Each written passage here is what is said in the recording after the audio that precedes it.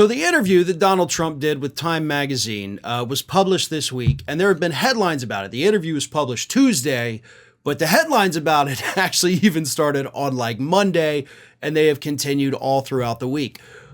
But there's only one article that I've actually read analyzing the interview that to me just stands out as the best analysis of that interview with Donald Trump. And it actually comes from the New Republic. Report is called "What Would Trump Do in a Second Term?" Even he has no clue. Because while other folks were kind of hyper-focused on, some of the more radical and, let's face it, insane things that Trump said during the interview, the New Republic pointed out he didn't lay out any policy. Like literally zero. He did not point to a single piece of legislation that he would push if he becomes the president of the United States again. There's no policy positions. There's no ideas on how to actually govern the country. And that is something that, I know I've talked about it. I know a lot of other people have talked about it too. But that's something that continuously gets overlooked in this campaign. We know three things, I think, that Donald Trump wants to do. First thing, of course, like he promised his billionaire friends at Mar-a-Lago, I'm going to cut your taxes. So he wants to cut taxes, but that's a given. Every Republican wants tax cuts. Second thing he wants to do, right? Well, he wants to prosecute all of his enemies, including President Biden and Hillary Clinton for some reason. So a lot of revenge. Third thing he'll do, trade war. 10% tariff on every single thing coming into this country, which analysis of that proposal says would essentially decimate the middle class here in the United States. So those are the three things, in addition to, if you want to include it, because it's carried over from his first campaign, shutting down the borders, except for people from white countries, he says. So that's it. Those aren't actually ideas.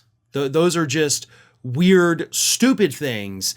Not necessarily even legislation. Those are things that he would mostly unilaterally be doing from the executive branch. How would you rule? How would you govern? What legislation would you pass? What are your goals and objectives? And for the record, the New Republic points out, these were things that Time magazine was actually trying to get to the bottom of. They were trying to get him to answer questions about what legislatively would you do, and he has no answers.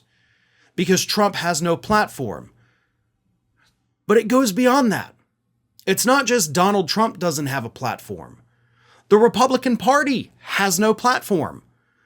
They intentionally didn't run on a platform in the 2022 midterms, right? Like Rick Scott tried to put out a platform saying, we're going to cut all Social Security and Medicare. And then Mitch McConnell was like, nope, definitely not going to run on any platform. Nobody say anything. We're just running because we think we're better than Democrats. They're doing the same thing this year.